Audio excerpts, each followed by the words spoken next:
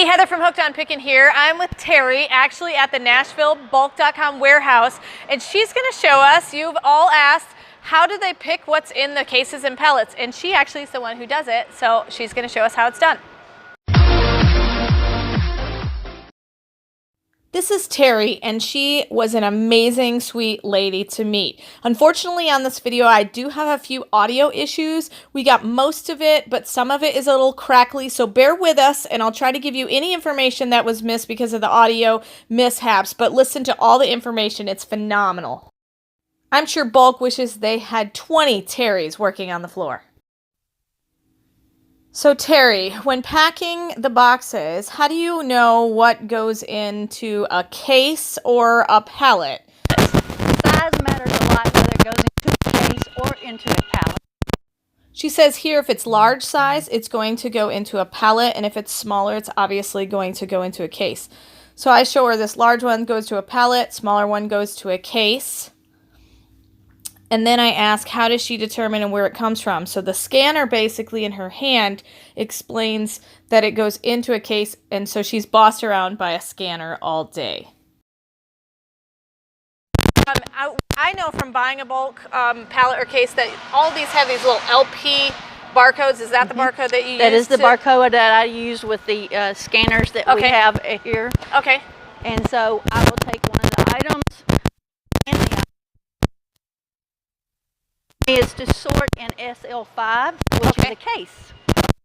So we're going to walk over and not trip on our microphone cords. Okay, so she's got a case down here that's labeled slot 5. As directed on the scanner itself. Okay, so then... And it also tells me what case number also. Okay. So awesome. I, at that point, scan it, it's in the case. And is that how the manifest, then when we get the manifest online, that's how they know what's in there? Exactly. Perfect. They can pull that manifest up, it'll tell you exactly what's in that case. Okay, awesome. As far as condition and stuff, is that all predetermined before it comes to the sorting? Yes, it is. Okay, so we're going to do an extra video on condition, so we'll kind of discuss that on another video. And then how do you figure out like how many items to put in there? Well, all of these are closed by pushing them down and closing them up. Okay. So we determine how much goes into a case or a pallet by this line right here. So basically you just fill it to the brim? I fill it to the brim. And then you somehow tell it to close out and then it completes the manifest? Yes, I have a transaction that I have to do where it then goes to close.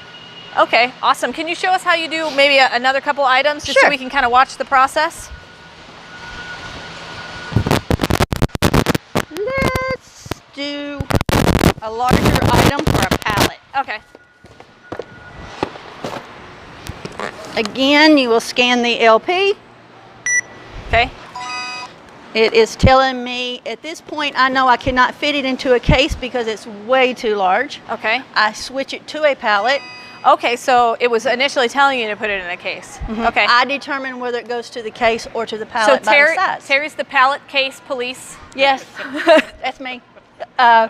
We do it by size because that can actually get way too heavy. Right. With like microwaves or cookers. So you haul this stuff all around all day long? All day long. I'm pretty beat up. Yeah, well, she's also probably pretty buff too. So. Yeah, so we have several of us that are kind of like that. All right, then awesome. This goes to 8, which is down here. You maneuver. There you go. Same process as the case. Let me balance this. I will then scan it to my PT and load it into. Very carefully so she doesn't break it. Or myself. Or herself. That's more important, not breaking it yourself. Yes. Awesome. Well, thank you so much. This has been super enlightening to know how it gets filled and to know, exactly what goes in where. So basically the computer kind of picks for you, but you get to determine how full it gets and stuff like that, so that stuff doesn't get jostled around. So hopefully this has been helpful to see exactly how cases and pallets get filled up and things go in it. And you can thank Terry for all of the cases and pallets that you've gotten. And remember, in the end, Jesus wins. You guys are a true blessing in my life. Thank you so much for helping me put this content out there to everyone. If you'd like to join these great people, please consider supporting me through my Patreon page. Check the link below. This is Heather from HookedOnPickin.com. If you'd like to purchase my reseller guide, which is fully laminated 3 cards with checklists for Goodwill, eBay, and Amazon, please click the link below and you can purchase it now. The Goodwill card has over 80 different tips to show you how to walk through the store and what things I look for when walking through a thrift store to buy and resell items on Amazon, eBay, and other platforms. The Amazon reseller checklist has over 6 major steps and a lot of sub-steps to look at in order to find out, is my item going to be perfect for selling and reselling on Amazon?